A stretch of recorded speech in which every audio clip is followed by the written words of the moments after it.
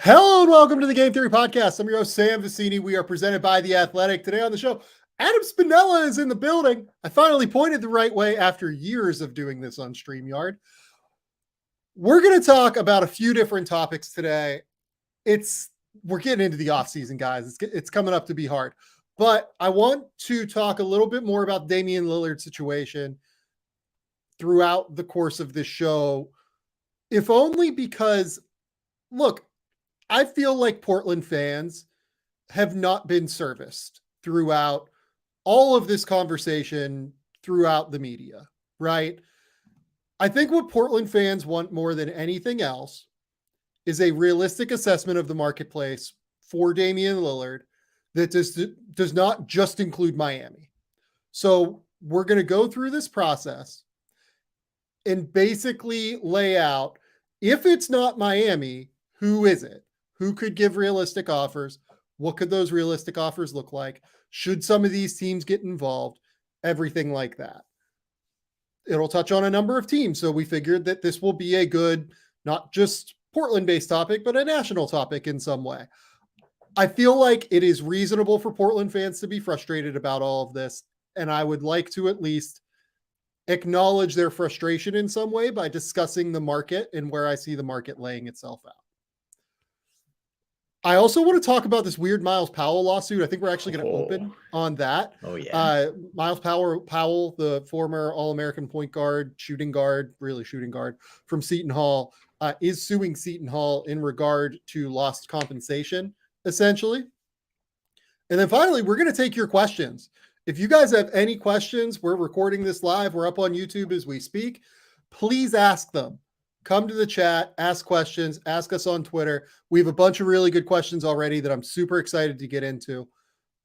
We will answer them. We will go for probably like 40 minutes today, and then the rest of it's just going to be answering questions. Yes. So please, by all means, ask questions in the comments. We will get to them. Anything you want, like, look, we're not going to answer like completely fucking ridiculous stuff, but like basketball stuff, some life stuff to some extent, movies, NBA draft, whatever you guys want, we will answer. Okay. I want to start on this Miles Powell thing though, because it's probably the thing I'm like most interested in across media right now. I want to shout out Daniel Libet over at Sportico for writing this story today in regard to Seton Hall, particularly subpoenaing all 30 NBA teams, asking for scouting materials in regard to Miles Powell. So for people who do not know, I actually did some research on this before we went live. Miles Powell, I'm looking for the date here. I have the court documents in front of me. Miles Powell initiated litigation against Seton Hall, Kevin Willard, and Tony Testa. Tony Testa, I believe, is the some sort of trainer or medical person at Seton Hall. On July 14th, 2021, Miles Powell initiated litigation against them, essentially saying that Seton Hall was negligent and breached their fiduciary duty by playing Miles Powell injured throughout the course of his final season at Seton Hall. Now, there are a number of factors here that I want to talk about, and there are a number of factors here that I find interesting from a scouting perspective, from an NBA perspective, from a responsibility of college coaches to players' perspective. When you heard about this Miles Powell thing, because look, it's been going on for 2 years, but we're finally getting to like the crux of it now, it feels like, where Seton Hall is trying to get scouting documents from NBA teams saying like, hey, we need to know where your scouting materials were. Because ultimately the big eye opener here for me was Miles Powell's attorney is claiming here in point 27 in what I believe is Exhibit A, it looks like. Such a standout college career capped by such a successful senior year should have guaranteed Powell to be selected as a lottery pick in the NBA draft, but the professionals connected to the various teams in the NBA had suspected or discovered that Powell had a serious injury to his right knee that had gone untreated. Yeah, for people listening to the show, Spins is giving side eye. I am also giving side eye to that statement. But that is the claim. Yeah. That is the claim.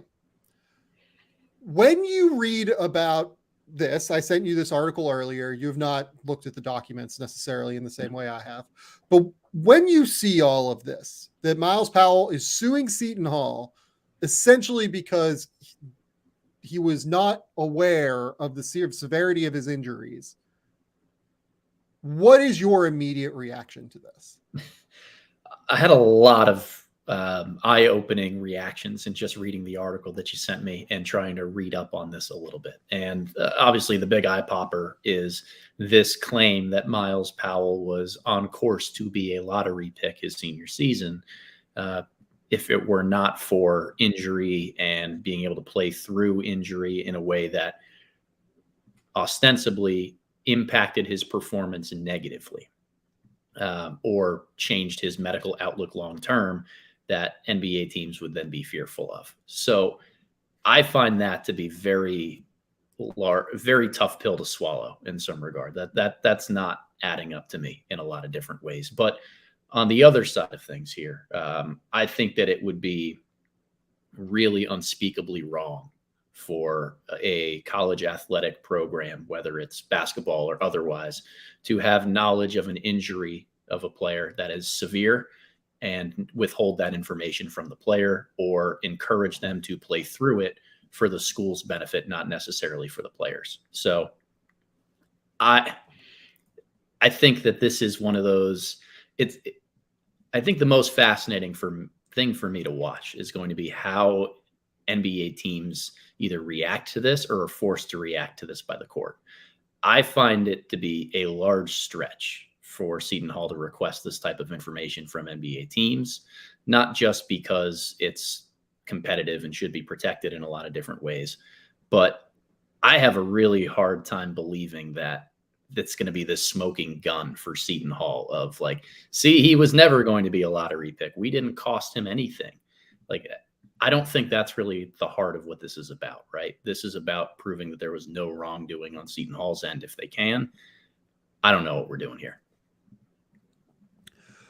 I also don't totally know what we're doing here. Look, Seton Hall has not necessarily like gotten their day in court on this complaint yet, right? But I do want to note here that I'm generally with you. Like, if this is true and Myles Powell, like in some way, shape, or form, was unaware of the severity of his injury, right? And if you look through Powell's original claims here throughout, basically, second game of the season, he suffered what he thought was an ankle injury. December 14th, he suffers a concussion, an injury unrelated to the ankle injury. Throughout these games from December 30th onward, Powell continues to feel pain in his right knee, and his practice time got limited. When he'd ask Testa about the pain, the doctor would advise that it was a bone bruise and playing on it would not exacerbate the injury. Before these games, to alleviate or mask the pain, Dr. Testa would inject painkiller medicine into Powell's knee to allow him to play and perform on behalf of the university. Just continuing to look through here. What Powell in point 26, what Powell did not know is that defendants knew he had suffered not just an ankle injury and concussion during the season, but a lateral meniscus tear to his right knee, which should have necessitated his sitting out the rest of the season so as to not exacerbate the injury. I'm looking through here to see if Seton Hall has responded. But in general, like, if Myles Powell did not know that this was the injury, that is a real problem. Like, truly, really that is a significant issue. As a coach, Adam, because look, this is a situation that you like generally have to deal with. Theoretically, you could have to deal with. What is your reaction to that as I kind of look through to see if I can find a Yeah. Seton Hall response here in some of these court docs? Yeah, as a coach, I find it pretty disgusting, to be honest with you. If this were, If true, if let's true, be true. right? If alleged here is true, it's disgusting. You have to put your players first in every aspect of how you run your program. You've got to protect them from a health and safety perspective above all else. I would be, look, it's basketball. Like, yes, it's what we as coaches do for a living. It's what we care about and love so much. But you coach and you are involved in this game for the people and the relationships that you build from it, not to win games or move on to the next one. And if your mentality is to tell players to suck things up or to not share with them information that allows them to make a best informed decision for their own body and health and safety, then you're breaching the trust that is really built on the coach player relationship. So I would be appalled if something like this were happening. I wouldn't be shocked because there are a lot of coaches and there are a lot of programs out there that view winning as the only thing that matters. But it very strongly goes against everything I believe in as a coach, and I think most people believe in as a coach. Yeah, I agree. It's very hard for me to. It's really hard for me to like wrap my head around that piece of it on some level, right? Like Kevin Willard is like not a bad dude that I would find it hard to believe that he would be in some way, shape, or form playing a player like this. But let's take it on its face, right? That maybe Miles Powell believes this, and we shouldn't discount Miles Powell's concerns, right?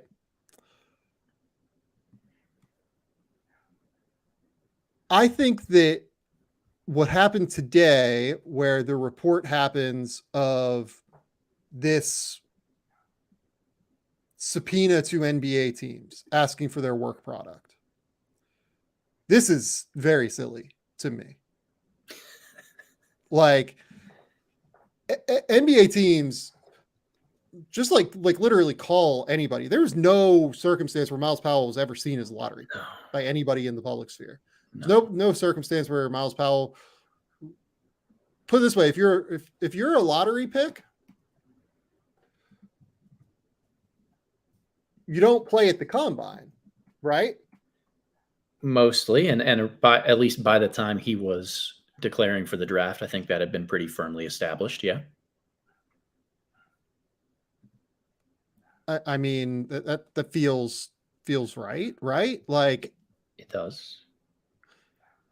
Did Miles Powell play at the combine?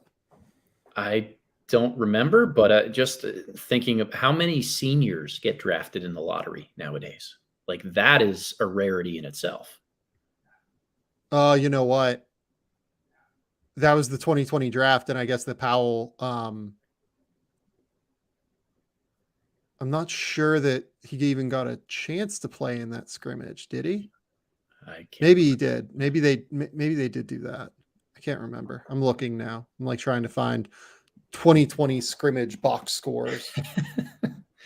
Thorough Vicini here on the podcast tonight. And like, look, a lot of this, I think at the end of the day, it's really hard to take a look at scouting information and notes that teams or people and individuals would compile and make a firm, real statement about where a player could or would have been drafted had their performance been different. Like there is no way to actually know if Miles Powell did not play through an injury and his season ended at a certain time, or if he, had played and was healthier and performed better, where he would go in the draft. There's no way to know that information. Like, I don't know what getting these notes actually will prove if you are either Seton Hall or you're Powell. So just want to note what essentially Seton Hall is asking for, because Seton Hall is the people requesting the documents here, right? Seton Hall basically wants to go to NBA teams and say, did you ever have a lottery grade on Miles Powell? Did you ever have a first round grade on Miles Powell? I would bet you very few teams had that, if any, without the injury concerns, right? So with that being said, I get why they're asking for this. I don't think, because look, as soon as they get that, it's going to be like NBA team grade, second to undrafted, second to undrafted, second to undrafted. Like everybody's going to have that kind of grade on him, right? For the most part. What they're asking for here in point 2 of this subpoena, which it looks like Sportico and Dan Libet got the Memphis Grizzlies subpoena based off of this, because I'm literally looking at the subpoena right now because Sportico posted it. Shout out Dan Libet.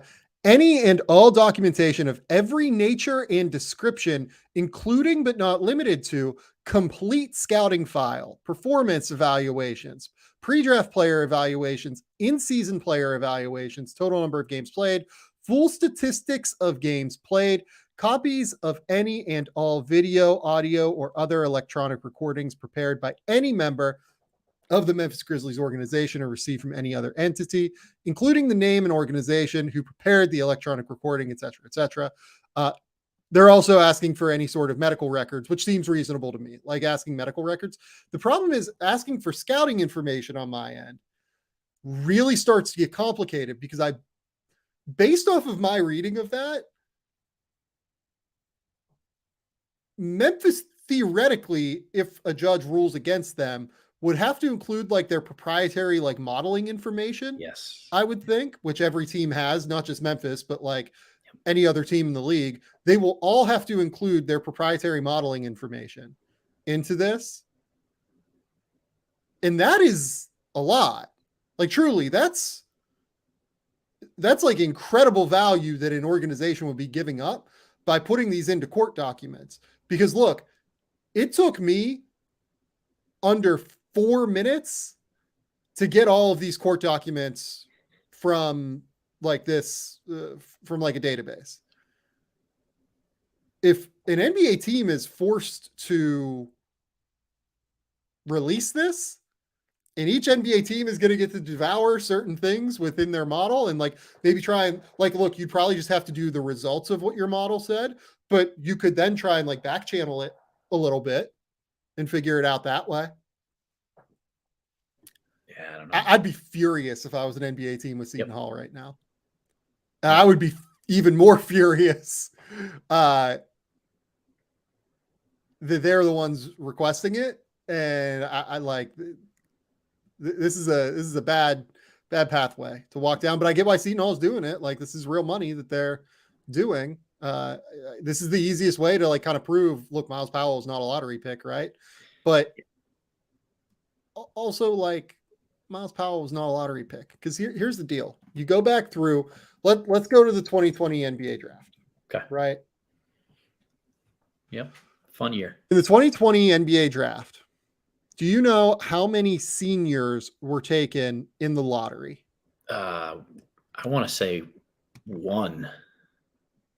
There were 0 seniors taken in the lottery.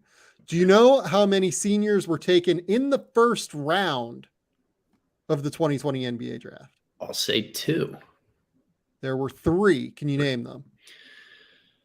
Oh, probably not. This is going to be a tough one for me here. Peyton Pritchard. Yep. Trivia time, folks. Desmond Bane. That was Desmond Bane year. Desmond Bane, too. No, I got nothing else. Udoka Azubuike is 3. Do you know how many seniors went in the lottery in 2019? 1. I'll guess 1. 1. Do you want to guess who it was? In 19, seniors. Was Rui a senior? No, Cam Johnson. Cam Johnson. Cam Johnson. There Cam we go. Johnson. Two others went in the lottery, went in the first round, not the lottery. Matisse Thybulle and Dylan Windler in 2019. In 2018, we're going to stop the trivia time stuff. In the first round, in the lottery, I'm seeing 0 seniors. In the first round, I am seeing 1, 2, it looks like. Grayson Allen and Chandler Hutchison. Okay. In 2017, we're looking at 0 lottery pick seniors and 2 first round pick seniors, Derek White and Josh Hart. Again,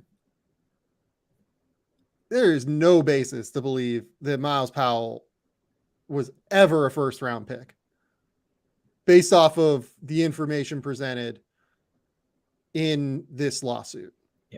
Well, Now, I don't want to diminish Miles Powell's situation here, because if he believes that his knee injury got exacerbated by information that he did not have, that could have impacted his career earnings long term.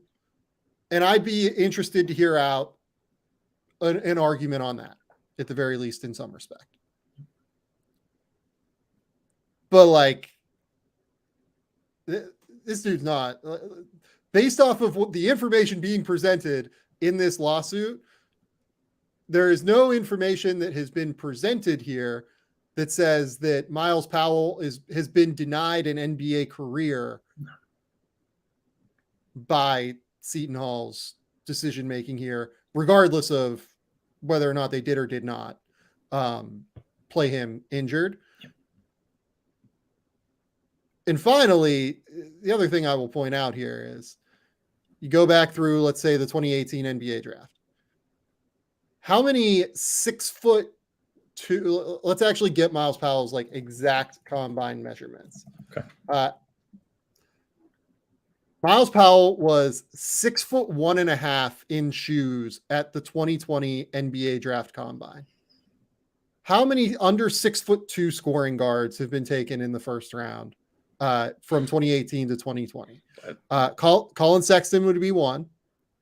I believe Jerome Robinson's like 6'4", so he does not count. I'm like really trying to run through here. Grayson Allen's somewhere between 6'4" and 6'5". Anthony Simons is like 6'3" to 6'4".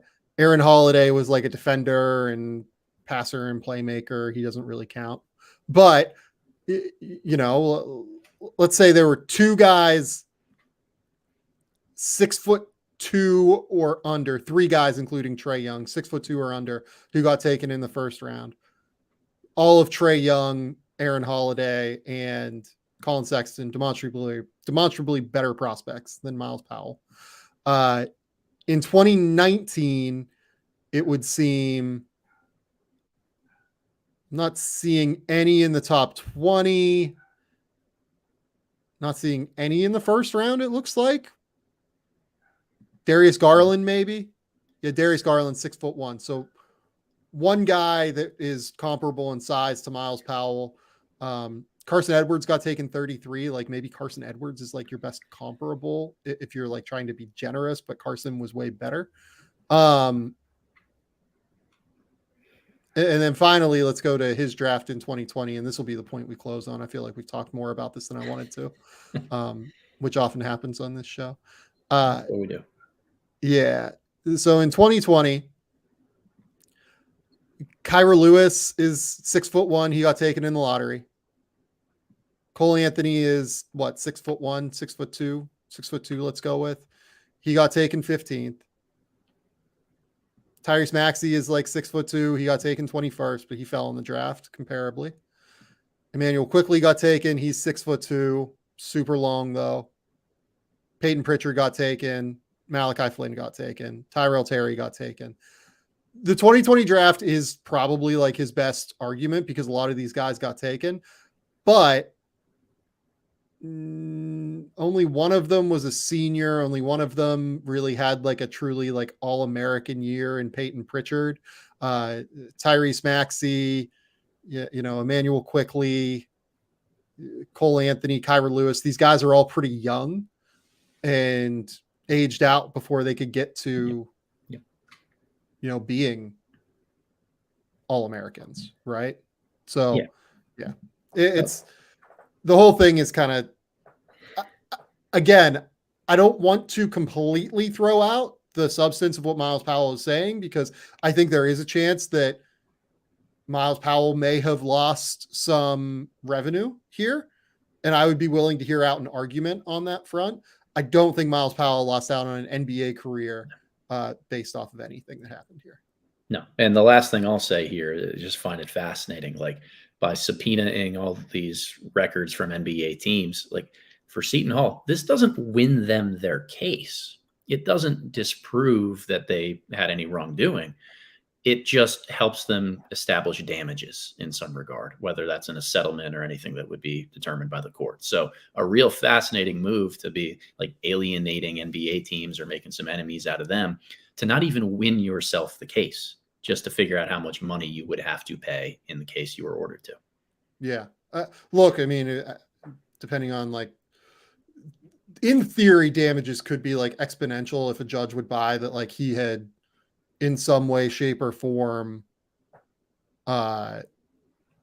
lost revenue because of this. Like, you could say, especially with the way that, like, money is going up in the NBA and everything, like, if a judge would buy the case that he was an NBA player,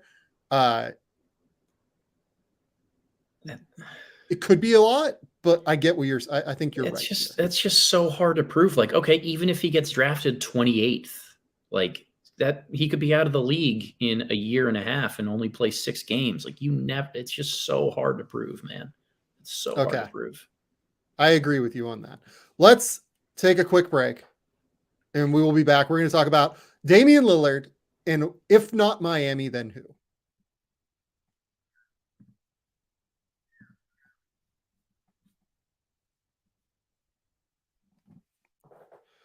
Okay, let's dive in.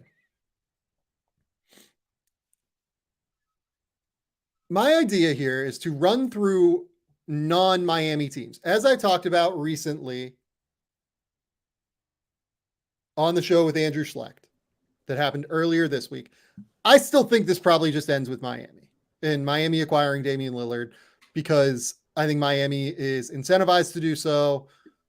I think that they will eventually get together an offer that meets the needs of Portland. And I think Portland doesn't want to make an enemy of one of its 3 best players in franchise history. Right. Having said that, I do want to at least go through the exercise of talking about a few teams that reasonably could or maybe shouldn't make an offer for Damian Lillard. So I kind of just want to, like, run through, frankly, most of the teams in the league, and some of them will take under 5 seconds and some of them will take, even less time than that, and just explain why these teams should or should not make an offer for Damian Lillard. The Atlanta Hawks should not really make an offer for Damian Lillard. They have Trae Young. They have DeJounte Murray. Lead guard is like the last thing that they really need. Yep. The Boston Celtics, Jaylen Brown is untradeable now that he has signed his massive extension. You're not moving Jason Tatum for him. Kristaps Porzingis could be like interesting salary ballast for a team that needs value. Like, do you think there is a world where Boston should get involved here in terms of a Damian Lillard trade? And do you think Boston can top a Miami offer? I don't know if they can top a Miami offer, but what I find interesting, or at least how I view it, I think that ship sailed as soon as Jaylen Brown kind of signed his extension here. Like, I don't know how palatable trading for Dame is, or what Portland would really want back from Boston. That's what I'm struggling with. They don't really have a young guy that, like, really truly stands out, in my opinion. And then on top of it, they do have all of their picks outside of a, like, swap right to San Antonio in 2028. But, you could do a 2024, 26, 28. You could do 3 picks, and then you don't have the dudes. Like, they'd have to want Kristaps. They'd have to want Rob Williams and his injury questions. They'd have to want Malcolm Brogdon and his injury questions. Like you'd have to want Derek White in the 2 years left on him. I actually think Boston probably can't put together an offer that makes as much sense for Portland as Miami can. Agree. Okay. Next up is Brooklyn. I think Brooklyn is a team that we should talk about realistically. I want to save them maybe for the end. Okay. Charlotte is rebuilding. Charlotte should not be going down the road of Damian Lillard. Chicago, I will save for later. Cleveland is, has Donovan Mitchell and Darius Garland. They should not be doing this. Dallas has Kyrie Irving and Luka Doncic. They should not be doing this. Denver has Jamal Murray. No. Detroit is rebuilding. Has Cade Cunningham, Jaden Ivey. No. Golden State, I guess, is like 5% interesting. And I think maybe we'll save them for a minute. Sure. We'll save Houston for a minute. Indiana has Tyrese Halliburton. They are rebuilding. I don't think they're going to have interest. We'll save the Clippers for a minute. The Lakers, I think, don't have the assets to do it. Honestly, the Clippers don't have the assets to do it, so we can get rid of the Clippers. Memphis, I'll save. Miami is the team that we're not including. Milwaukee does not have the assets to do it. Minnesota should not move. Let's save Minnesota briefly. New Orleans, New York, we'll save them. Oklahoma City, I've seen some people raise the idea of Oklahoma City. They're going down the long road of rebuilding, frankly, building now. I don't see a world where they're acquiring a 33-year-old point guard. Orlando is a team we can save. Philadelphia, I've talked about that with Schlecht kind of at length about like a potential three-way idea of James Harden going to LA, Damian Lillard going to Philly, and then figuring it out that way. My immediate take on that is I don't think that they can present as good of an offer as Miami can unless they include Tyrese Maxey. Maybe we will save them momentarily at least. Phoenix just doesn't have the assets to do it, in my opinion. Sacramento has De'Aaron Fox. I don't think they're going to go down this road. What San happened Antonio. Sam, what happened to Phoenix's assets? Where'd they go? Phoenix is going to be a great team this year. I'm excited. San Antonio, I think, proved with their free agency decision-making this year that they're going to build slowly around Vic as opposed to acquiring a 33-year-old point guard. I don't see them. Toronto, I think, is worth saving. Utah, they have the assets to do this, but like, have we seen any evidence that Utah wants to speed up this rebuild in any way? I haven't seen any evidence of it, Sam, but I look at their future draft pick cachet and maybe one or two intriguing young players they already have. And I understand why, from a Portland perspective, that looks more appealing than what you might be able to find elsewhere. But I agree. Yeah. I don't see where Utah wants to speed this thing up, even for a guy who played college hoops not too far away. Yep. And then the Wizards are rebuilding. There's no reason for them to go and acquire Lillard. So we've just eliminated like at least half of the teams, right? So let's start with Brooklyn, because Brooklyn is a team that has been connected here in a big way. I think Brooklyn makes more sense as a third team, frankly, as opposed to being a primary settling spot for Lillard.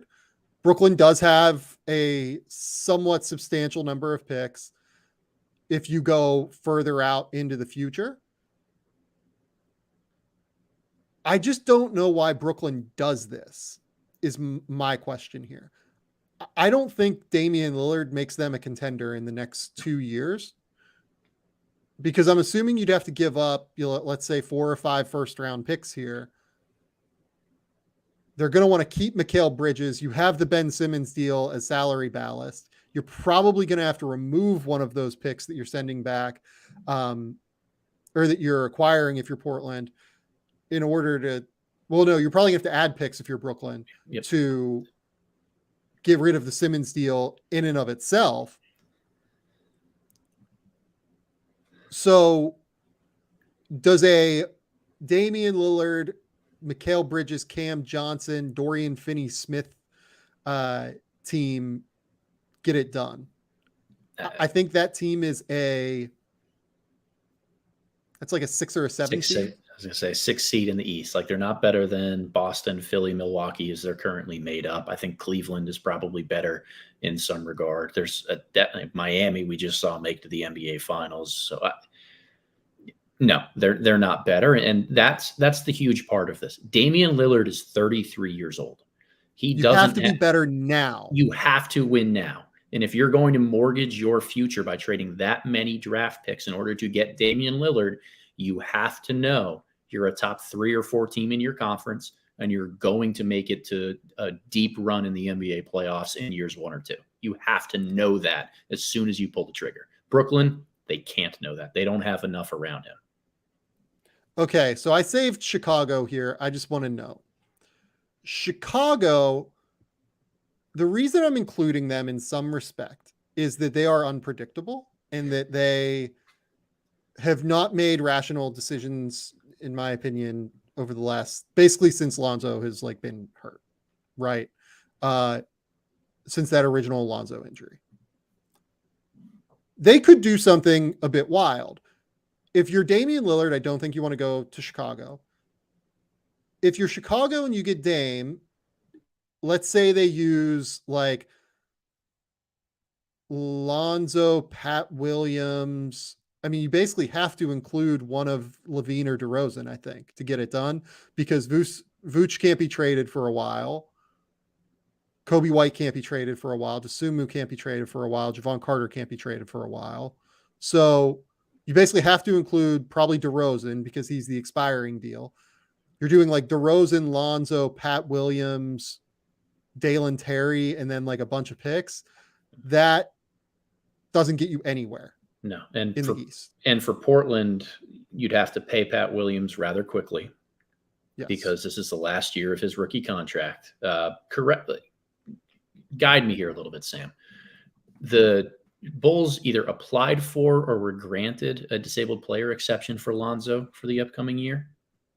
Do you know? Yeah, they were granted that. Yeah. So what does that mean in terms of trading Lonzo Ball away? As soon as they spend that money on the disabled player exception, they're no longer able to trade him away, or does it start now?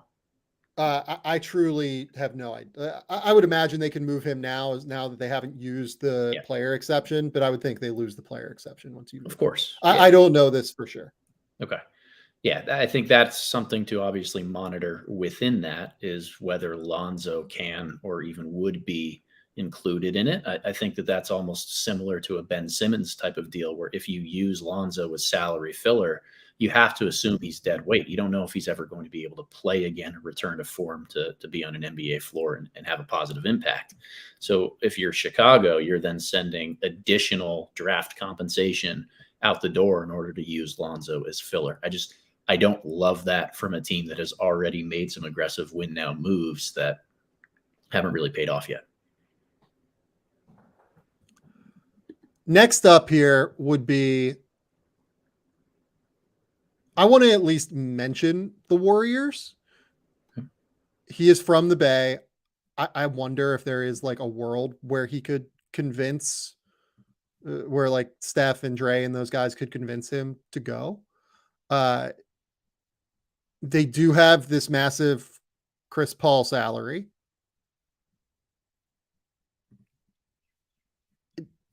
I'm trying to remember if Chris Paul can be aggregated at some point, but let's say that like we get past the point where his salary can be aggregated. You could do like Chris Paul, Gary Payton II, which would be funny for a number of respects. John Kuminga, Moses Moody, like Brandon Pajemski and picks, right? Does that top a Miami offer in your mind? So if I'm Portland, I kind of like the idea of whatever the biggest salary I get back is being off my books really quickly.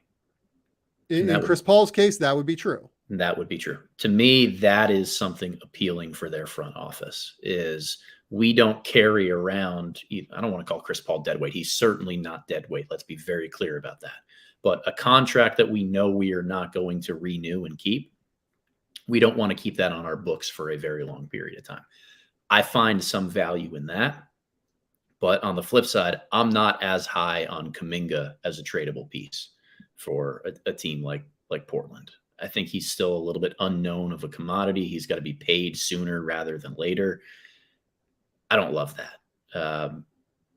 I think there are other teams who have better young players or assets that I would look for if I'm Portland. I think the other flip side of this is if you're Golden State, is that far too aggressive of a move that would mortgage your future once this kind of core hangs it up by trading away all those draft picks that will ostensibly have a lot of value 4, 5, 6 years down the line? Well, so my question is like, so you're talking then Steph, Dame, Klay Thompson, Draymond Green, Andrew Wiggins, Kevon Looney is a core, right? Great. It's a great core. Yep. It truly is. It makes this does make them better in some way. I don't know if Damian Lillard would be interested in this. Damian Lillard seems to be more interested in going to like be able to play point somewhere else, which he'd be able to do in Miami.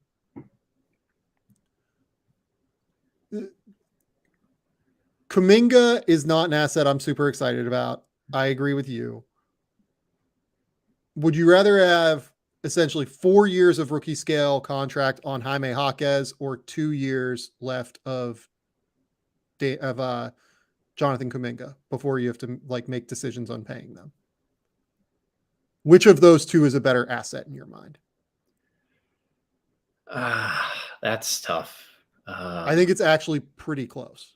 Yeah, I think it's pretty close too. Again, for a rebuilding team that wants a longer window, like Portland would if they trade away Damian Lillard, I'll probably say Jaquez. I think it's pretty close. Yeah. I really like Moses Moody. I would rather have Moses Moody than Jonathan Kuminga and Jaime Jaquez. So that's like a better centerpiece.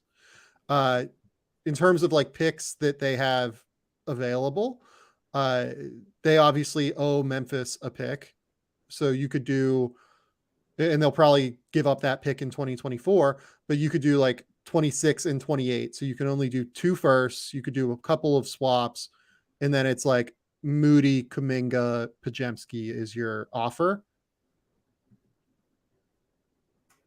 I don't know. That seems commensurate with the Miami offer, I guess, to me. And it's close. It's close to me. So let me ask you this, Sam. Yeah. Damian Lillard has already come out and firmly stated his desire to go to Miami. And we are kind of envisioning scenarios here that are either trades that get done this summer. I'm assuming in season for a lot of this. Or in season, right? Because we need more salaries to be able to get to the point where they can convey via trade. But if Damian Lillard refuses to play for Portland by saying, I only want to go play for Miami, there's a lot of risk for any other team that would be acquiring him to say, why wouldn't Dame just do the same here and sit out? So if you're Golden State, and I don't envision this happening, but it's possible, and you make that type of a deal for Damian Lillard, he could still say, this isn't Miami. This isn't where I want to be. Yeah, within all of these situations, that risk exists, I think. Which I think drives down what a lot of these teams who are not the Miami Heat would really be willing to offer in terms of mortgaging their future. Agree. Look, I don't think he would do that if he got moved somewhere else necessarily. I'm skeptical of it, but if it was particularly the wrong place, I wonder. A team like Golden State, where he'd be going home to the Bay, I find it hard to believe that he would do that. A team like Charlotte or something, if Charlotte was to go get him, I wonder. If a team like Houston was to go get him, like, so Houston is up next. I think that's a real thing Houston would have to consider. Houston also just signed a point guard in Fred VanVleet. They have Jalen Green, who they want to get on-ball reps to. The only reason I wanted to at least briefly mention Houston could be like a bit of a chaos team if they start poorly this year. Front office, needs to win games sooner rather than later. I don't think they would do this. I at least wanted to like bring them up at the end of the day. Yeah. The next team for us was Memphis. The idea here would be if they just didn't buy Ja Morant and they think that Desmond Bane and Jaren Jackson are ready to compete now, along with like Marcus Smart and everything. I think that they are much better off just continuing down the road with Ja Morant. Like truly. Yep. Yeah, I agree. I don't see there being and if put it this way, if Memphis is offering Ja Morant in a trade like this, or if they are like trying to get another point guard, you should then be worried about acquiring Ja Morant. Yes, run the other way. Yep. So I think they can't actually offer Ja Morant anywhere, and I think that they can't go out and get another point guard. I think Memphis does not make a lot of sense here. But I at least wanted to like spend a minute on that. Fair. Totally fair. Minnesota. There is a world where you can come up with like an interesting 3-team trade for Karl Towns. If I am Portland, I am not interested in acquiring Karl Towns. I'm just not. I'm not interested in it. It's not a guy I want to build around. He's 28 years old. For all the talk about Jaylen Brown's contract, I still think the Karl Towns contract has more negative value long term. Karl Towns is going to be making $64.9 million in 2027-28. And while we can talk about that as like an expressed percentage of the cap, it's still about 34% of the salary cap. And I just don't know if a 30, what would that be? 28 years old now. That's 5 years down the road. Like that's like a 32-year-old Karl Towns. Like that's probably the window where Portland's looking to compete. That's not a guy that I'm interested in if I'm Portland. So then you're looking at a 3-team construction where you're trying to do this. And I don't know who wants Towns on that money is kind of my thing. Do you have an answer there? I don't. I really, really don't. He is going to be one of the more difficult players to try to peg in terms of external value, just because I think, if anything, Minnesota wanting to move on from him proves that he has to be a 5. And man, does that change the way that your roster is constructed around him on the defensive end of the floor as well as the offensive. So I don't know. I don't see it. I don't see it with Minnesota. The Pelicans, I think, are an interesting name, and I think they are the first team we have talked about where I have real, like, I wonder a little bit if they could be a team that truly decides, let's see what we can do here. They have a number of different potential constructions. If Zion gets hurt again, like maybe Zion is an interesting name. They have CJ McCollum as potential salary ballast. They have a lot of young guys. Like they have Dyson Daniels. They have Trey Murphy. They have a number of picks and a number of potential swaps moving forward from the Lakers in 2025, I believe. They have Milwaukee pick still, I believe. Right? So they've one Milwaukee pick left. I know they have a swap still. I know they have 2 swaps with Milwaukee still. Yeah, I think they have one. Yeah, I think they have 2027 of a Milwaukee pick, if I remember correctly. They might also have 2025, but I think for some reason that might be going elsewhere off the top of my head. I think that might be going to New York, maybe. I can't remember. For some reason, like New York is standing out there to me. Okay. And then they have the Lakers 2024 pick still. And the Pelicans have a right to defer that to 2025 if they want to. They have a number of assets. They have Jordan Hawkins. Like there are different things that you could throw out where you could come up with a construction for New Orleans. New Orleans also, I think, wants to be better. If you have a Damian Lillard, Brandon Ingram, Zion Williamson, if you're able to keep Trey Murphy, if you're able to keep Herb Jones, like construction, that probably does make you a contender, I think. It depends on who, but yes. The Pelicans are an interesting team here, at the very least. The question is, would Dame go play for the Pelicans?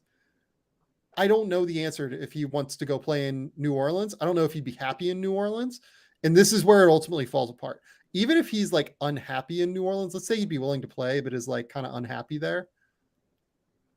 I don't know if that's who you, because ultimately for a lot of these teams, it's about opportunity cost. We are acquiring Damian Lillard as opposed to going out and getting somebody else that comes available when that happens.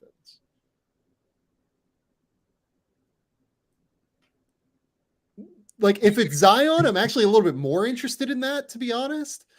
Like if New Orleans would do Zion for Dame, I think that's like a little bit more intriguing if I'm New Orleans, frankly, but also I don't know if I want to do that if I'm New Orleans.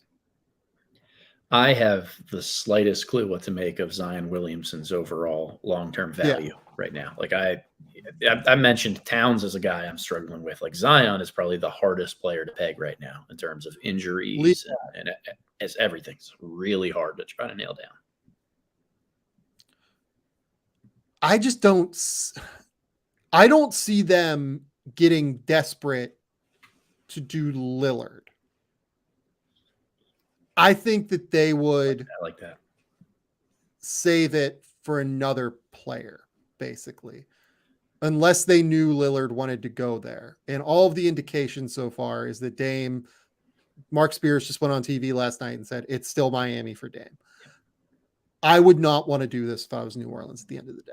Yeah, they have enough timeline symmetry with all of the good players that they have that trading for Dame screws that up in a way that if you don't nail it, you're setting yourself back a lot.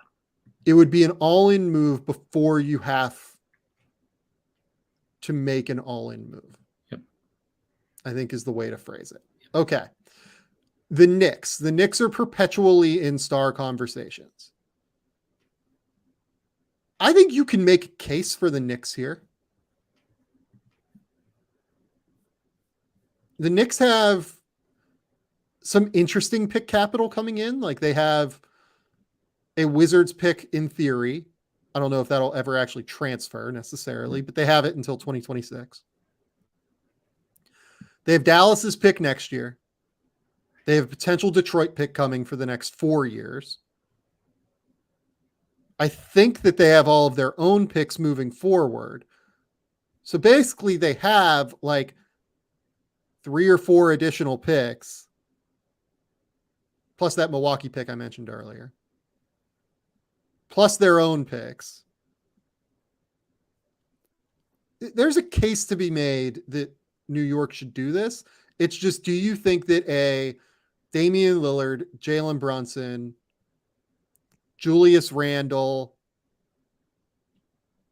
Josh Hart, probably, I don't know, would Mitchell Robinson be included there? Like, I don't know. One of him or Hartenstein. From a salary perspective, you probably have to do RJ Barrett, Yvonne Fournier, and then you could do Quickly and Grimes, and then picks, right? So is Damian Lillard, Jalen Brunson, Julius Randle, Mitchell Robinson, Josh Hart good enough to compete at the top of the East? That really hinges on how highly you think of Julius Randle setting into that number 3 role in some regard. Like I think Brunson and Lillard get the ball a little bit more in their hands. I'm not sold on it on paper, but I understand why, both timeline wise and with how stagnant the Knicks have been in like this hierarchy of the East for a long period of time, why you would want to make that move if you're them. I would understand that more than I would with maybe New Orleans. I just don't think this is a move that this front office with the Knicks makes. Yep. This Knicks front office has been very patient. They've been waiting for specific stars to come available. I don't think they're going to rush the timeline for a 33-year-old point guard. Great as Damian Lillard is, I don't see it. Yep. And unfortunately, Leon Rose is not going to have media availability for us to ask him that question directly. Yeah. whatever. Shout out, Leon, the pride of Dickinson College. I love it.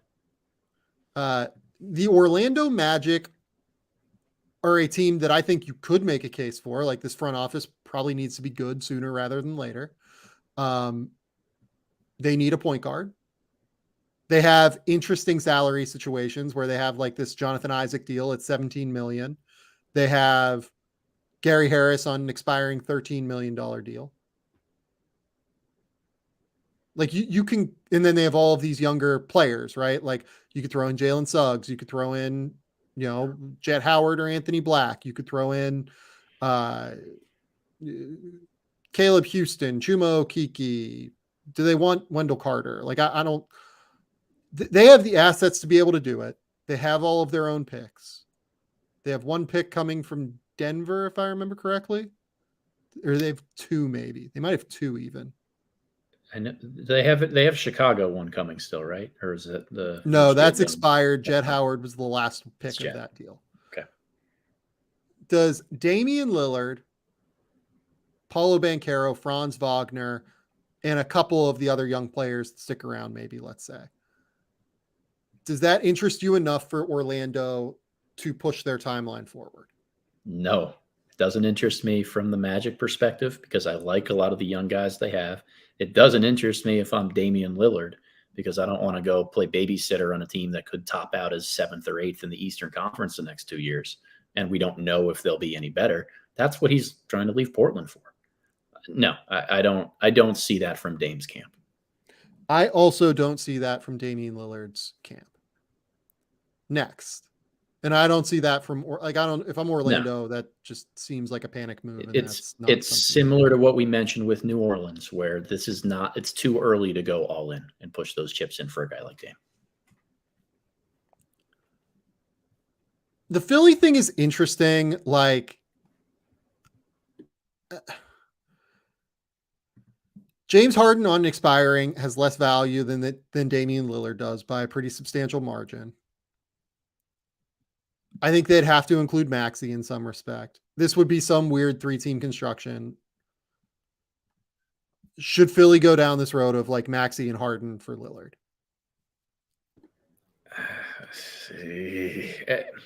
This is another one of those that's really hard to predict unless you know internally what the deal is with Harden and Philly. Like, this may be the move that they have to make in some regard. If it was about wanting to make it, I don't think I would. I think I'd roll the dice and run it back with the group we had last year and try to build around the edges again. So my case for this, if I'm Philly, would be, I think Lillard is better than James Harden by like a pretty real margin. You continue to see what Paul Reed is. You then, keep DeAnthony Melton and extend him maybe. Maybe if you don't want to pay Tyrese Maxey, this is a thing, but I don't know that I would want to do, like, I'm okay paying Maxey. I think that what this construction would have to be is something like Harden going to the Clippers giving whatever pick value. I think they have one that they can trade, if I remember correctly. I'll look that up while we're talking, but I think they only have one that they can move. Yeah, that sounds about right. Like, they can't be sitting on a treasure trove of picks, or even if it is just one, like, it's not a very valuable pick, you would think. Yeah, like, so they owe their 2024 and their 2026 to Oklahoma City, which means you can't trade the 2027. You can move the 28. It would have to be the 28. And because they are drastically over the cap or over the second apron, they don't have access to moving their 7th year pick, right, because of the new collective bargaining agreement. So they would have one pick to move for Harden.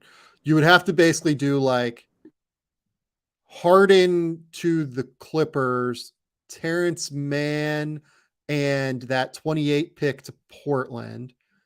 And then you'd have to find Lillard to Philly. And then you'd have to find a 4th team that wants Maxey. And then do like maybe like wants one of Maxey or Simons, and then find a team that is willing to give like multiple picks for one of those two. So then you're looking at like Terrence Mann, 2 picks from, but then like Philly probably has to throw in picks to make this work, plus Maxey. This doesn't really line up for me. No, my head hurts just thinking about this. Jeez. That's a lot.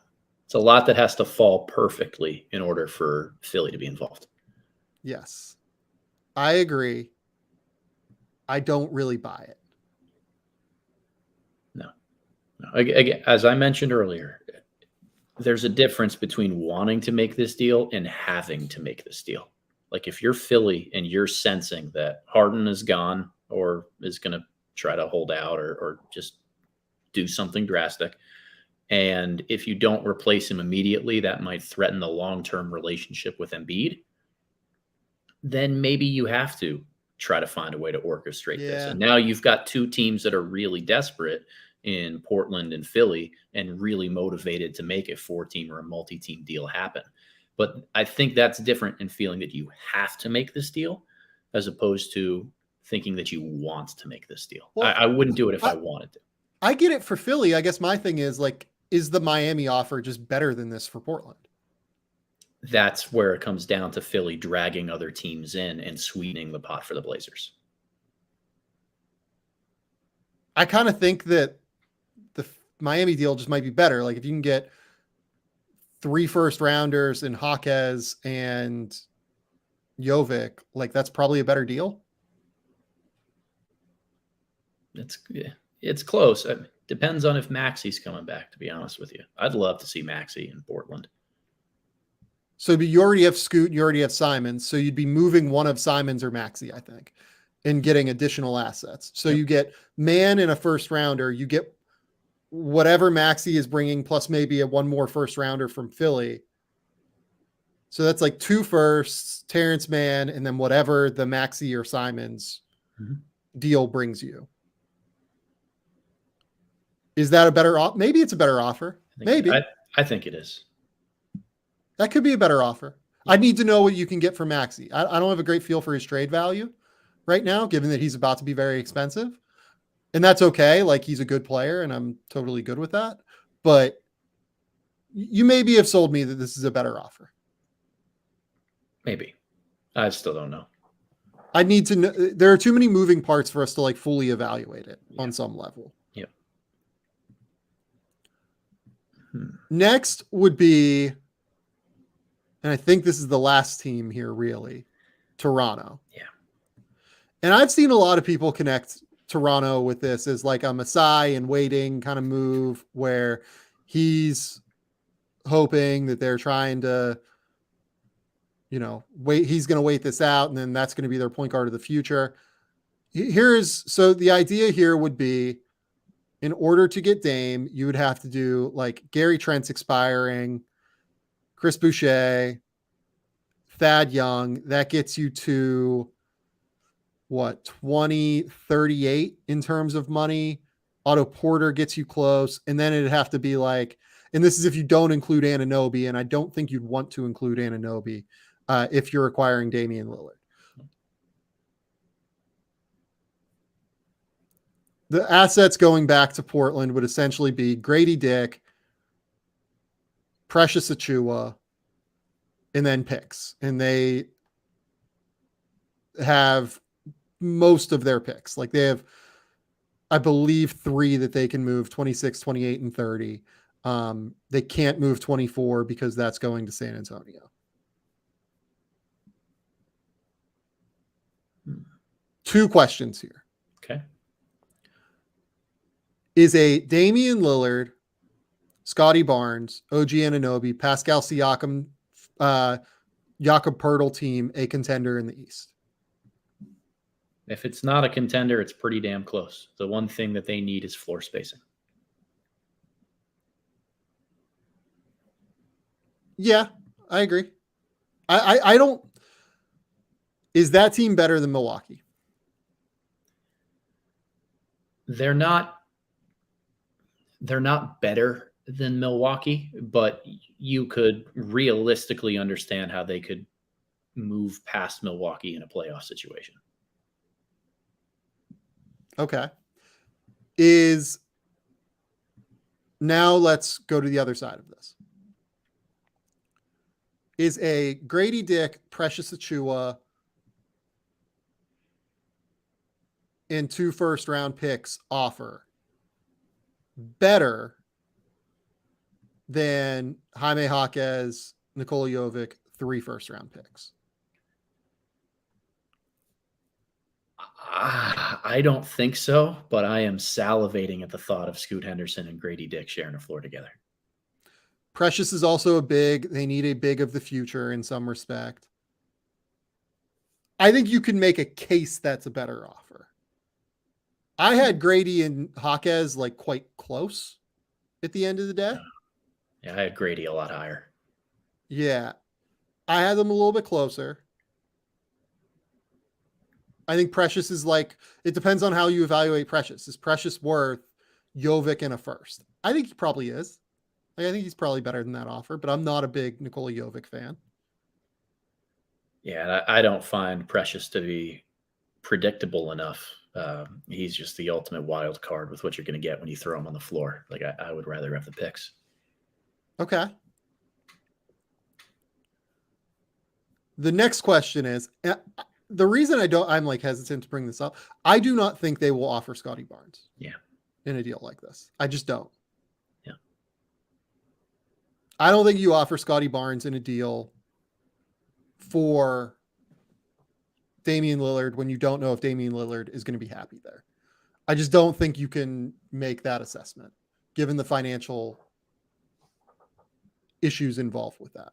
Yeah. I think it's a similar offer to Miami at the end of the day. It's similar. I'm trying to think about what Scotty as a centerpiece looks like. I don't know. While I don't love the idea of giving up Scotty for a risk of Dame, like Dame, Gary Trent, Anunoby, Siakam, Pirtle, that team fits in a really nice way for me.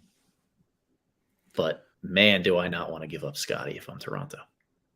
Yeah, well, to me, it's unrealistic because I don't think they're going to do it. Yeah. So I just don't think it matters on some level. Yeah. The offer is, to me, Grady Dick, Precious Achiuwa, and the picks that they can move. Yeah, I don't know if I like that more than Miami's. I don't think so. I probably like it a little bit better, but if I'm Toronto, I'm not giving up all of that. No. To do it when I don't know if Dame is going. This is why, to me, as we're going through this, like, I can make cases for Toronto. I can make cases for New Orleans. I can make cases for the weirdo Philly offer that would eventually have to be like a 4-team construction. To me, Miami makes the most sense out of all of this as an ending location. They are, to do a Damian Lillard deal, you have to be competing.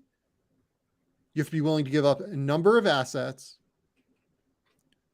And you have to be like a genuine contender that can win a title within the next 2 years to do this. Because Damian Lillard will be 35 in 2 years. And that's where things, I think, get a little bit questionable. I think he'll be great for the next 2 years. I think that, like, if he diminishes to being a top 30 player when he's 35 years old, that's where things become an issue for you as your team building. Miami ticks all of the boxes in ways that other teams don't, in my opinion. They can try and win a title in the next 2 years. They literally just went to the finals. Dame could push them over the top. They have some assets to give up. Kevin Pelton also did the math on their financial situation. They could theoretically offer 3 firsts right now, plus Jaquez, plus Jovic, and then also find a way to do Jaime Jaquez. find a way to do Tyler Hero elsewhere to get a pick, and then like do a fourth pick within a deal like this, right? I got you. Okay. So they can even up their offer a little bit more still. Yeah. Again, I think that like Portland fans should reasonably be upset about the way this is all playing out. I think Portland fans should be upset that one of their three best players in franchise history is asked out, basically. I just don't think it's as advantageous situation for Portland as what people think. Whether you like it or you hate the idea of stars being able to call their own shots and decide where they want to play. As soon as Damian Lillard and his camp publicly stated that the only place he wants to go in Miami, it became really difficult for Portland to gain trust elsewhere where other teams would be willing to give up equal to what they would be able to get from Miami. So I guess here's a different way that I would phrase it. Sure. If Damian Lillard did not publicly say Miami, I still would say I think Miami is more incentivized to do this than any other team. And thus, I think they are very likely to offer something in the ballpark of the most for him. Yep. There's probably like a 4-team construction with Maxey or Simons where like you can maneuver some things around, right? And maybe you can get a little bit more that way. There's probably, if there's maybe a deal with New Orleans where you could make it work if New Orleans like really panicked. But I still think Miami makes the most sense. This is why I wanted to do this exercise kind of. I still think that there is a real case that Miami at the end of the day would be the most incentivized to offer the most and would in all likelihood offer the most. Yep. And again, if I'm any other team, any of the other 28 that are involved in this, and I'm thinking about ponying up an offer for Damian Lillard that's competitive with Miami's, if not exceeding it, I'm really scared to do so because of the risk that is associated with getting Damian Lillard and having him not want to play for your franchise and still say, I only want to go to Miami. That scares me enough as a decision maker for another team that I think this is pretty sewn up for Miami at this point. I don't know if it's sewn up. I don't want to pretend to know that, but sure. I think it makes the most sense. Yeah. I think logically Miami continues to make the most sense. And I think that Miami would still be the team we'd be talking about most, even if Damian Lillard had not asked for Miami specifically. And I think that's where I sit on it. Okay. Question and answer time, folks. Woo! Let's go. Let's jump in. We're going to go through Twitter questions first because we asked for those earlier and we got some good ones. So let's dive in. Let's do it. From Zachary Ammond. Just how bad is the 2024 NBA draft? How does it compare to other weak drafts like 2000 or 2013? And then the additional question here, how do you think the weakness of the 2024 draft will impact how teams operate this year? That's a lot. I'll go first here, Sam, and just say that I think the weakness of the class comes in not being able to easily identify 12 months in advance who the best players are. I think that there's a very real chance that we get to next June and the guy who's picked first would probably end up going fourth or fifth in most other years.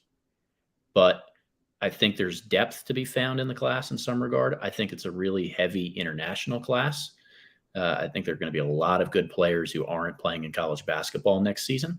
And I am trying to continue to attack this from an open-minded perspective of I'm just waiting for those guys to stand out and really win me over. But first glances and impressions are, yeah, it's probably the weakest draft class we've seen in maybe 7 or 8 years. Yeah, I think it's since 2013 in terms of the top end talent. In 2020, we still thought Anthony Edwards was going to be a legitimate first round pick coming into the season. There was enough buzz about LaMelo to where we felt pretty good about LaMelo. Although he was like a little bit all over the map for people, admittedly. There was still buzz about James Wiseman. There was still buzz about like other players, right? The top end talent this year in 2024, I think is lower than what it's been. I do think that that's where I'm struggling with it. I don't have like a real number one prospect right now. I don't really have a guy that I think is like a top 4 prospect in an average draft right now. Someone will emerge into that. Maybe 2 people will emerge into that. But I don't see it right now. And that's where I think it gets complicated for teams. In my opinion, the top 10 of this draft is probably very likely to be much weaker than what it normally is. And I think there is some interesting depth as you go through. Yep, totally agree. And I like Billy the Kid says it's like Wembanyama and Scoot withdrawal. Honestly, I think it's more that this class is just not very good. And by the way, 2025, depending on if Cooper Flagg ends up in that class, it might not be much better. Yeah, that's true. So I see Ron Holland as like a really good starter in the NBA. I see Justin Edwards is kind of interesting. Like you could maybe sell me on him being maybe a little bit more than that. Obviously a little bit older already, but they both really have to shoot. And I don't know if they're going to shoot. I'm with you. I really like Izzy Almanza. I think people are going to be surprised where I have him based off where he is on other boards. But like, I don't know what he is yet. Like I need to see more of the shooting. Like there's not a crazy amount of shooting in this draft class. Like I love Gavin Griffiths. I don't know if Gavin Griffiths is going to be ready to be a first round pick in 2024. You know what I mean? So I'm much lower on this class than what I think people are portraying, especially at the top. I think I'm even lower on it than what other people are right now. I think people are trying to make excuses for it in a lot of ways. And my response is mostly just, this is not the class for me, basically. Sure. And I tend to be the excuse maker. Yeah. Brandon McIntyre asked a Dame question. Outside of the Pelicans not wanting to pay the tax, why doesn't Dame for Trey Murphy and Dyson Daniels and then CJ to a third team make sense? Maybe CJ to the Nets and the Blazers take on Simmons. I mean, I just don't think that the Pelicans are going to speed this thing up in that manner. Honestly, like I don't think they're going to try and go for it in that way. Yeah, and I think we already know, if you're Portland, what Miami's offer is in some regard. Like, I don't know if that alone is going to be enough. Look, I would rather have Trey Murphy than anything in the Miami offer. Like, that's unequivocally. True. That's true. So I understand why the idea of Trey Murphy would come up here in a Damian Lillard deal. Again, though, for me, it's like opportunity cost. If I'm New Orleans and I am willing to move Trey Murphy for somebody, I would rather it be for somebody that I know is more willing to be there at the end of the day. Because if it doesn't work in the first year with Brandon Ingram and Zion and whoever you still have on the team, right, around those guys, it probably becomes like a pretty unhappy environment because Brandon Ingram's going to be going for a supermax. Zion is trying to get healthy and get moving again. Maybe Lillard doesn't want to be there. I just don't think that's the deal that I would go in on if I was New Orleans. Yeah, it feels risky to me in a way that they don't have to take on that much risk yet. I don't think. So that's why that deal doesn't really work for me. Sure. Let's see here. What do you got for me, Sam? What Ohio State freshman do you like the most long term?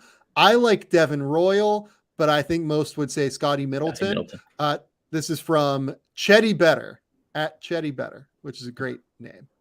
Yeah, I like Middleton quite a bit. I see some upside for him. I think people are going to be surprised where I have Scotty Middleton. Oh, cool. I have him as like I have already texted Mark Titus to apologize for where I have Scotty Middleton in my preseason mock. So yeah, Scotty for me, for sure. All right. I love Scotty. Start, bench, or cut as prospects. Ooh. Jason Tatum, Brandon Ingram, Brandon Miller. As prospects, as prospects. What we saw or thought of them pre-draft? What we saw or thought of them pre-draft is the way I'm reading this question. Yeah, I will start Tatum. I will bench Ingram and cut Brandon Miller. I would flip Ingram and Tatum. I had them both ranked 2 in their respective classes. I had a slightly higher grade on Ingram due to the length and just kind of, he had a better year at Duke than what Jason did at the end of the day. Offensively, he was a lot better. I think Tatum was surprisingly solid at Duke defensively. I agree with that too. Yeah. I agree with that. I had a slightly higher grade on Brandon than I did Jason, but I ended up with Jason at number 2 on my board and got yelled at for months. And I literally went on like the Lakers Nation podcast and said they should take Jason Tatum instead of Lonzo and got yelled at. And, here we are now. Here we are. Next up, do you think Benedict Mathurin can become an all-star? Yeah, he can. He's just going to have to change a lot of things in order to get there. I think the upside is there. Yeah. Like, I think that the athletic upside, the shot making upside, you can see all of it. It's just, I really did not like his last 50 games of the year.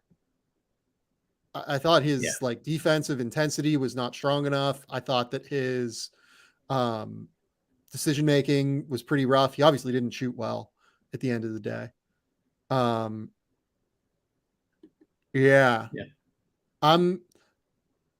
I think, yes, he has the upside to be an all-star. I think I would bet against it. Agree. I totally agree with that. I think I would bet against it happening. But I'm intrigued. Sure. Do you guys think that with the assistance of Memphis developmental system, GG Jackson can become a rotational player?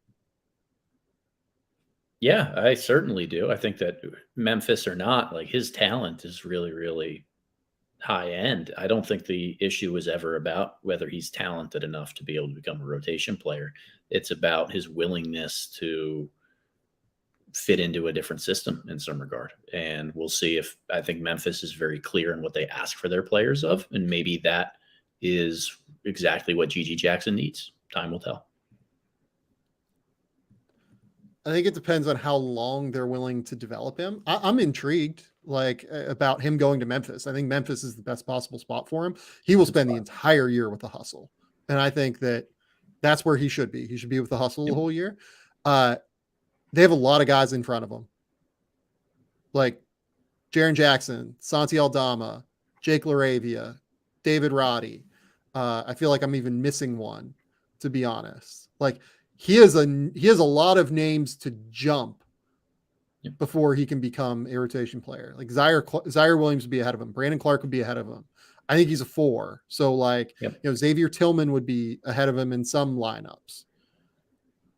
I think, again, I would probably bet against it. I had GG, in the 40. I think I had him at 40 on my board, and it's unlikely the 40th overall pick is going to be a rotation player. So I think Memphis is the best possible place he could have ended up, but I still wouldn't bet on it. Okay. I think that like it's much more likely he ends up in his second stop being a rotation player, and maybe Memphis's developmental system helps him along that way. It's just there are a lot of guys ahead of him. There are a lot of guys ahead of him in Memphis. Yep. Yes, there are. Shannon Thomas asks, I got on late. Did you mention OKC for Dame? We did. They're not going to speed up their process and acquire a 33-year-old point guard. It's just not going to happen, I don't think. I don't see it either. I would be that's a thing that would completely stun me, just given how meticulous they've been about building their roster. Okay, we're going to go up. We're going to start some YouTube questions now. Oh. From Whoosh. I've been dying to know who you have at number 1 in this 2024 draft. I'm not going to share that until my mock comes out. That'll probably be early next week at this point. Come on, Sam. I've saved some stuff for The Athletic. Adam loving Almanza this early has been awesome to see. So far, I've really loved Alex Sarr. Wondering your thoughts on Alex Sarr. I really like Alex Sarr. I will share that I have a lottery grade on him right now. I think his athleticism and his athletic upside for his size, 7 foot, 7'4.5" wingspan, his movement skills, some potential to put the ball on the deck. And then defensively, he's just a monster. He's going to be in Perth this year, so I'll get to see him quite a bit. I'm truly really excited about Alex Sarr. I think his defensive upside is immense. Yeah, he's the closest thing to a Taylor Hendricks we could have in this class. I really like Sarr. I think he's more like a Nick Claxton for what it's worth. Yeah, that's more where I'm envisioning his upside. But again, I really liked Claxton. I had Claxton top 20 in that class. Me too. Yeah. And Sarr is bigger than he is. And I think he even has more rim protection potential than what Claxton does. So I really like Alex Sarr. He's a guy that I would bet on in a pretty real way.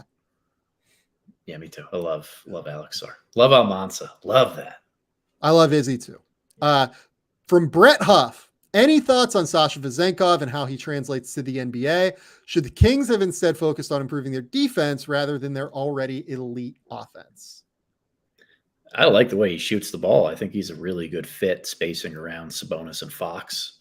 It's an easy translation for me in that regard.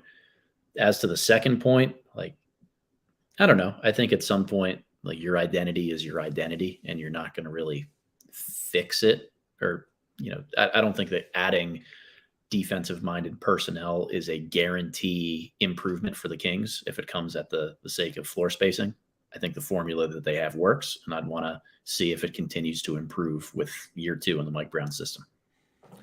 I love Vezenkov's offensive fit for the Kings. I think that it's going to be perfect. He is such a smart off-ball mover, such a smart cutter. He's going to play off of Sabonis at an elite level. It's going to be ridiculous watching him if he can get some bench minutes, with Sabonis, with the bench unit.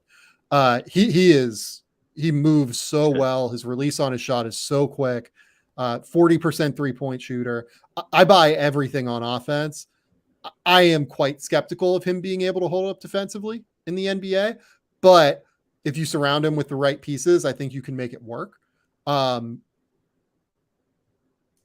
think he is worth a bet with the contract that they gave him because I think the offense has potential to be as good as it is.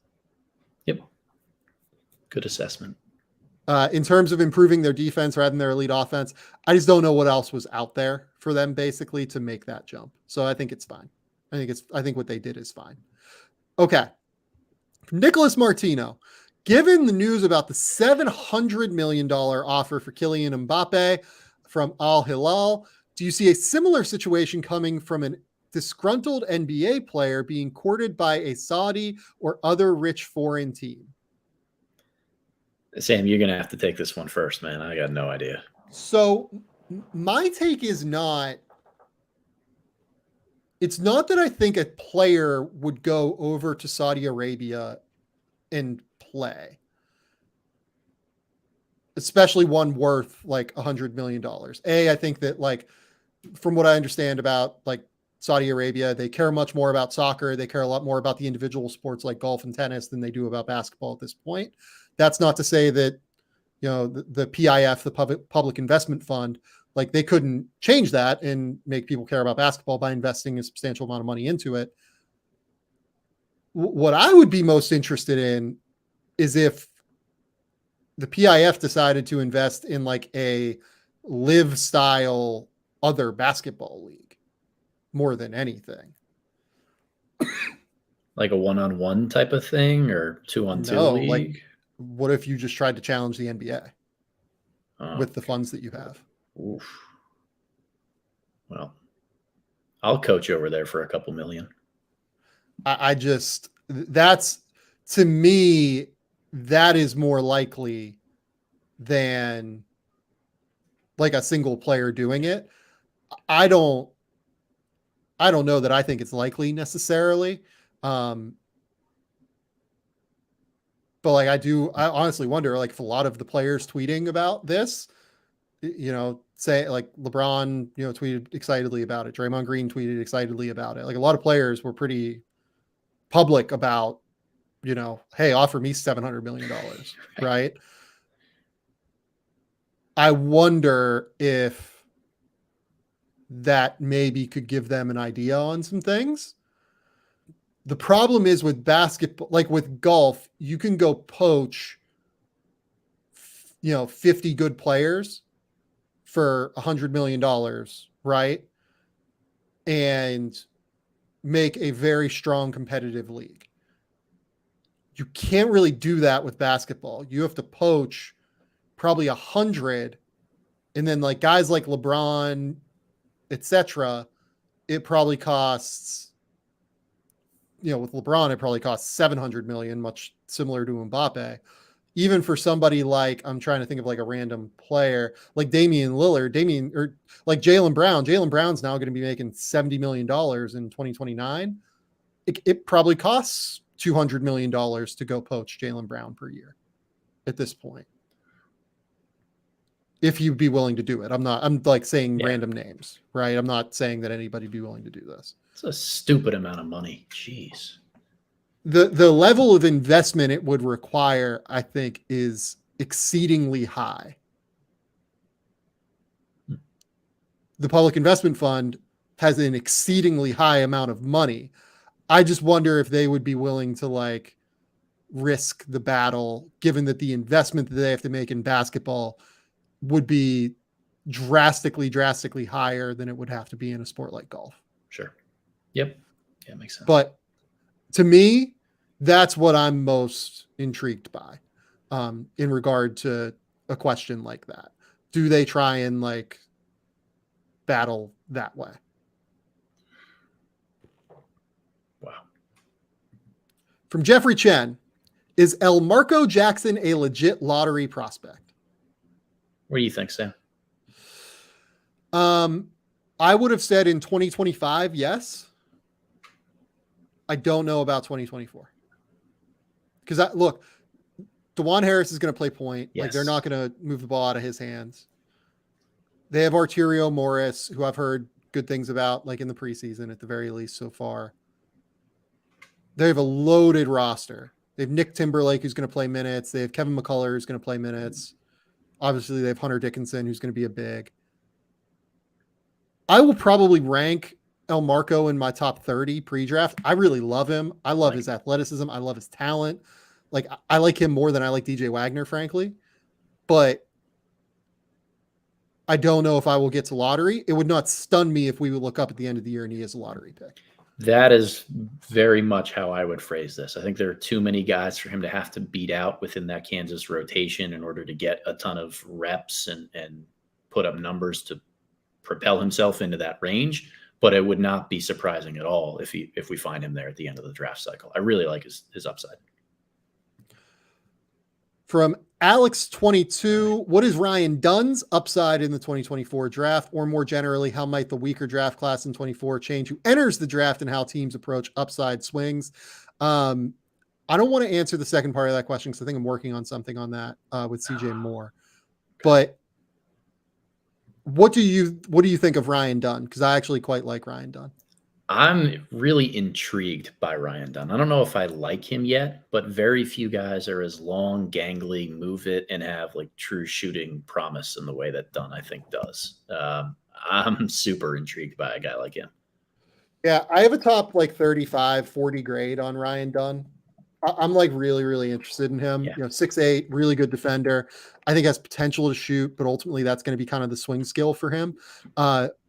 Has some ball skill. These are the kind of guys that NBA teams hunt for and look for. Yep. Across the board. And I trust Virginia prospects. That's one thing that I'm really big on is seeing the program that some guys come through, how they're developed, whether they're going to be able to buy into different roles or pop differently in the NBA. Virginia guys tend to be shackled a little bit more on the offensive end by Tony Bennett and the offensive systems and structures that he puts in place. I think those guys always show a little bit better than what we thought pre-draft once they get to the league. I'm hoping the same is there for Dunn because defensively, he looks exactly like what NBA teams covet. From Dirty Dancer, how high are you on Melvin Aginsa? Jury's still out for me. I mean, really intrigued by some of the stuff that I've seen. I just haven't, unfortunately, put enough time into watching film on him. I really like him. I have him as a top 20 guy coming in right now. All right. This shooting, like beautiful, smooth left-handed shot, can get it from a variety of footworks, can get it from a variety of balances. Real size, like 6'7", looks to be pretty long, good physical frame. I'm not going to sit here and pretend I've done like an enormous deep dive into the San Quentin tape from last year, but I've watched a little bit of it. And especially toward the end of the year, or like toward like the back half of his games at the very least, I thought he was very impressive at that point. And he seems to be like on a real upward trajectory where it does not surprise me that he had as much success as he did in the U19. Yeah. To me, I have him in the top 20 right now. I really like Aginsa. This is going to be a big international class for me. Like I'm going to mess around and have like 8 to 10 guys in a top 30 grade for me who are international guys. Yeah, I think so too. Okay. Going through here from Gaelic Elander. Is it delusional to see 50 wins happening for Oklahoma City this season? I don't think it's delusion. I think it's a lot of optimism. But I get how you can get there. I think it's a lot of optimism. I think that the bet is like, full season Lou Dort, getting some Case and Wallace, full season Kenrich Williams, full season Chet Holmgren. They take a big leap defensively. Like that's your selling point. If they take a big leap defensively because Chet is there, maybe I can see 50 happening. I think 50 is achievable, but unlikely. Yeah, I think is what I would say. I would say that one of Chet, Giddey, or Jalen Williams has to be like a borderline all-star, if not an all-star this year. And that's a little bit optimistic for me. From Basketball Genesis, what is the appeal of Tyrese Proctor? He had role with Duke this year and was bad. His athleticism was below average, and he's a year behind other freshmen. Strong disagree with much of this, but he was bad for the first half of the year. I would agree with that. But I'll give you the floor here momentarily. Yeah, big, high IQ point guard. And those are guys that NBA teams really look for and covet to play the one. Proctor is a fantastic pick and roll decision maker in ways he didn't get to show this year at Duke because of their inability to give him the ball in that role and their lineup decisions to play as many bigger bodies as they did that didn't shoot and space the floor properly. I think you hope that he grows into that role this year, as the Blue Devils should have better floor spacing around him. But what we saw over the final 6 to 8 weeks of the season was a lot more self-creation from a guy like Tyrese Proctor. Got comfortable in the mid-range, I think started to finish around the basket at a higher level. Those are really positive developments for me, because the question for Proctor was always, how's he going to put the ball in the bucket? And if he keeps improving in that regard, is a legit late clock option, shoots the ball well enough, I think he has all the other skills to translate for what NBA teams look for. Yeah, and if you actually look at Proctor, like in the second half of the season last year, he was like pretty good. Like he averaged 11 points, 4.2 assists versus only 1.8 turnovers. Shot 41% from the field, 37% from three, 87% from the line. I completely buy him as a shooter. Like I think the shooting is going to be fine. He has really good touch, all of that. I think their spacing last year was not as good as what it will be this year. Another year of Mark Mitchell development as a shooter. playing Filipowski at the 5 more than Derek Lively at the 5. I think that, having Jared McCain around, maybe some Jaden Shutt minutes, like you're going to see a lot more space for him to operate, I think, as a pick and roll playmaker and passer.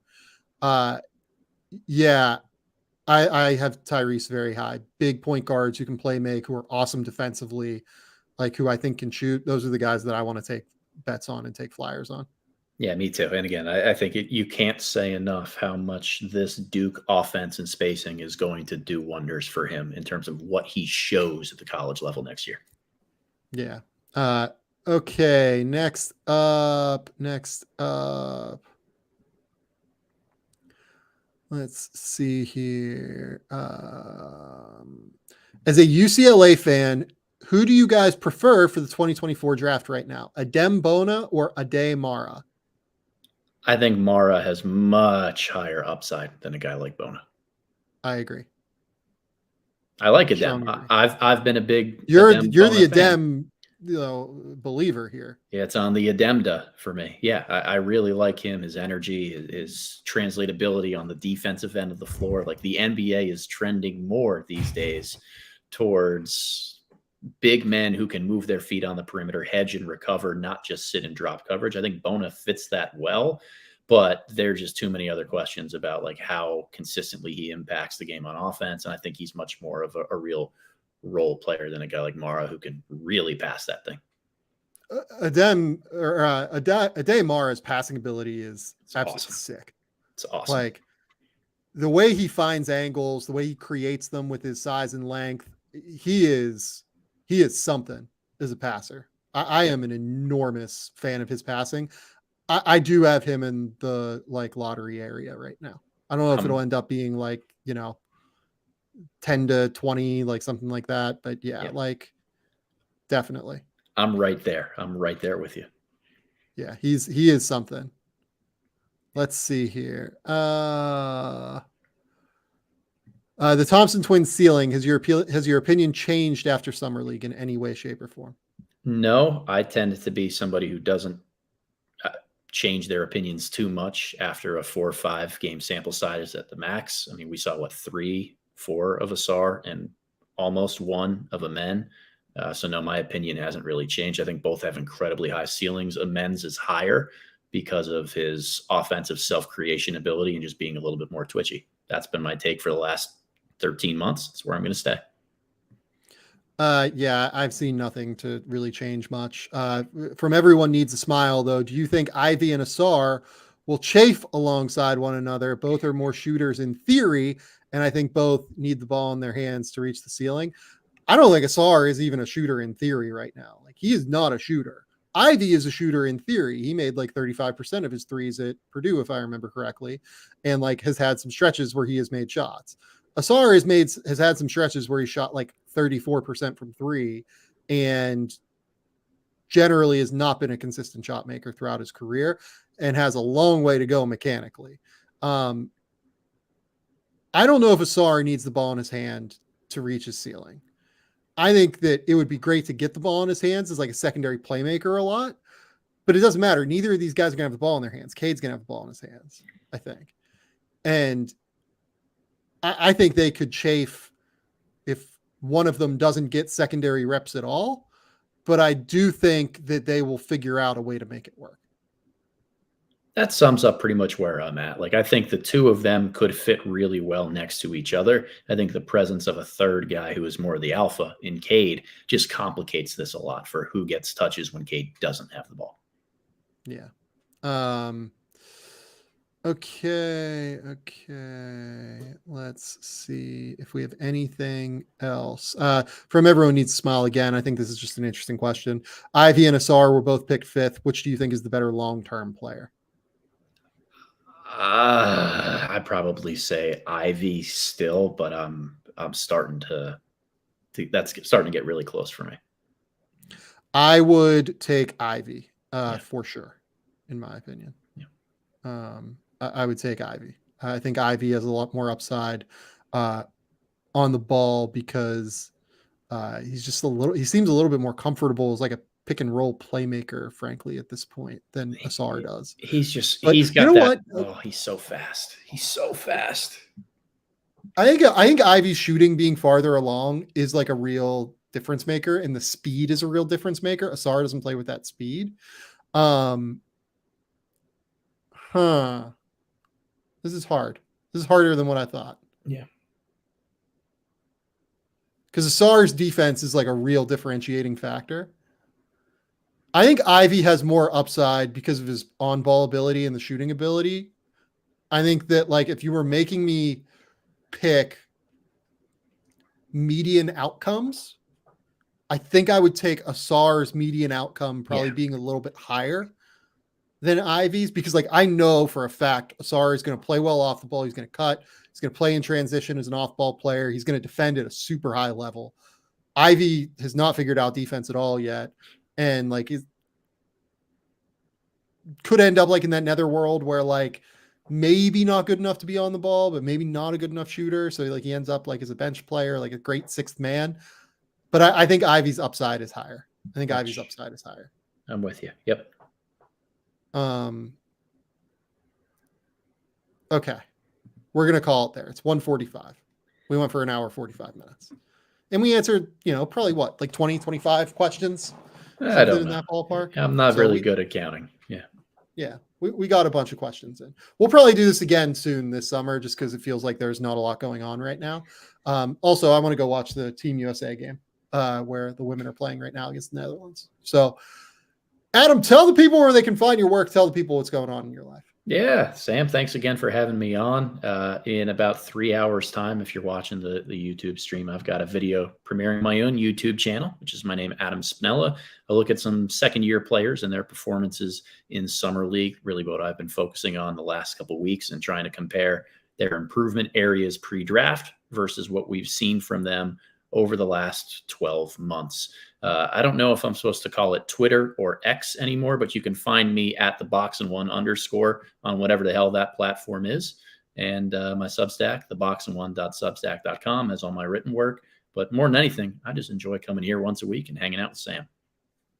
It's the best. It's the absolute best. Adam, go follow his work on YouTube. He does a fantastic job over there. I will have a mock draft at some point, probably early next week.